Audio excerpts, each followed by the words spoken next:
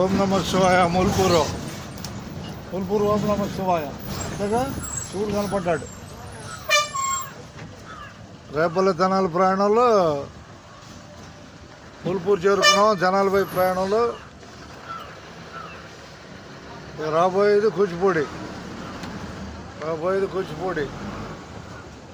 అందరికి ధన్యవాదాలు. ఇప్పుడు మధ్యాహ్నం ట్రయల్ చెబుతున్నా. మధ్యాహ్నం ట్రయల్ ఇప్పుడు తెలంగాణ 2:30కి, 2:30కి, తర్వాత 3:30కి, 4:30కి, 5:30కి, 6:30కి, 7:30 తర్వాత 9 రాసుకోవచ్చు.